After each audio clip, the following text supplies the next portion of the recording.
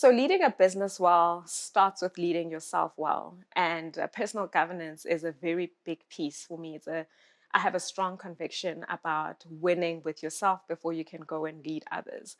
And so I think it's also a biblical model. The Bible speaks about love the Lord your God with all your heart, your mind, and your soul, and then love others as yourself. So I think it's really important for us to invest sufficient time, firstly, understanding who we are, what we're called to, and then secondly, ensuring that we can translate those things to those that we're leading. In terms of healthy rhythms that I've adopted over the years in leading myself well, first of all, is time with God. There is absolutely no replacement. There is nothing that can substitute time with God. Time with God is the place where I'm refreshed. It's the place where I'm replenished. It's the place where I find perspective, clarity, and insight, and even the wisdom I need to be able to conduct myself in a way that honors and pleases Him. That's regular, frequent time, solid time, unrushed time. Time in the Word, time with God. Secondly, I would say just accountability, just having people that you know and trust that you can walk the journey with.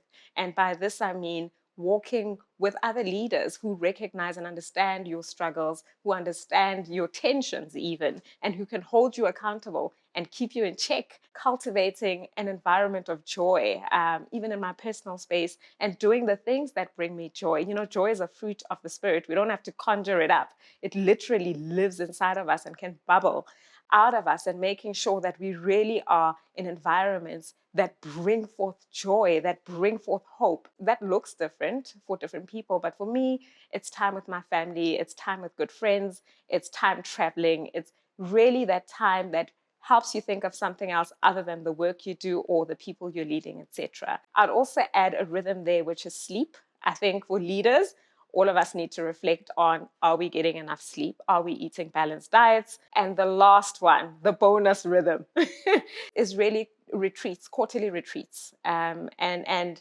those retreats help because, it's a reflection moment every quarter. And I must add that it is difficult to pin it in, especially when you're running and you're busy and there's a lot on your plate. And that is the very reason why it should be there, because you do have so much to do. It needs to be integrated so that you can think properly through your decisions, through the impact you're making, evaluate, measure, ensuring that I'm fitting in that time to evaluate, am I still on track? Am I still doing what God has said to me? And am I upholding the values and the standards that I've committed to myself and the people around me? As a business leader, how I've learned to remove myself or switch off from the work I do, from even the environments where I lead, especially when there's a crisis. It's most difficult to walk away or to step away when there's a crisis. It's really important for us as leaders to recognize that there is a risk of wanting to do everything.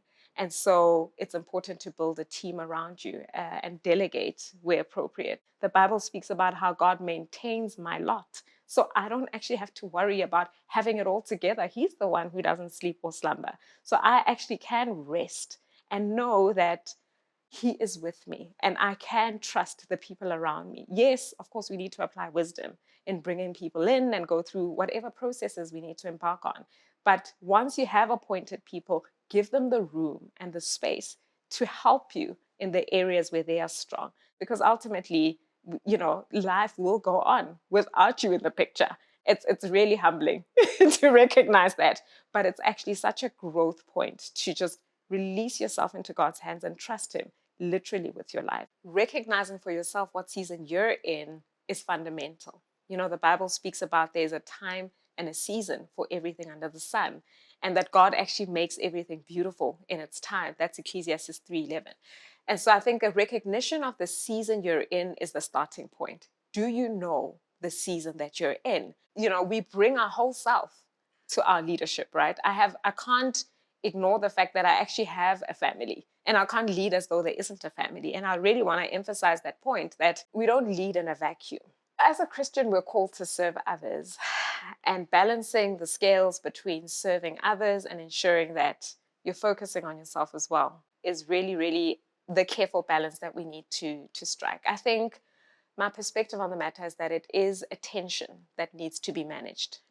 It's not a once-off, oh, I've got this, figured out, but it's about constantly evaluating where the priority sits in a season. Typically, as a leader, you're driven and there's an impact you want to have in the world, and that impact likely relates to people, changing lives, and all of that.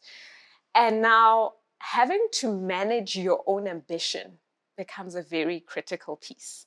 And you can't do that in your own strength. It's got to be taken to the Father, submitted under His authority. And then from there, will you know what to prioritize?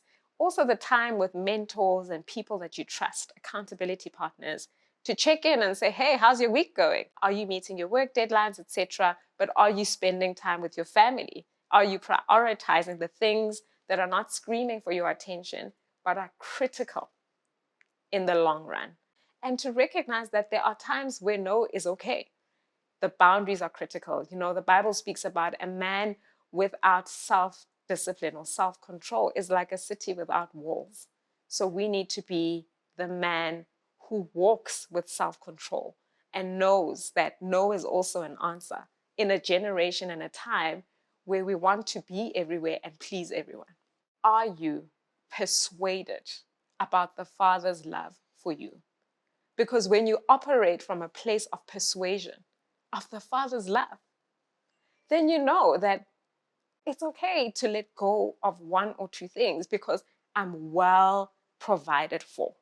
If your posture is one that says, I am covered, my back is covered, He hems me in from behind and from before, and He lays His hands upon me.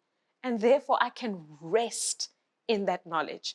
And I find that oftentimes we're not persuaded of the Father's love, and we're trying so hard in our own strength to achieve and accomplish and establish ourselves when God has said, it's done.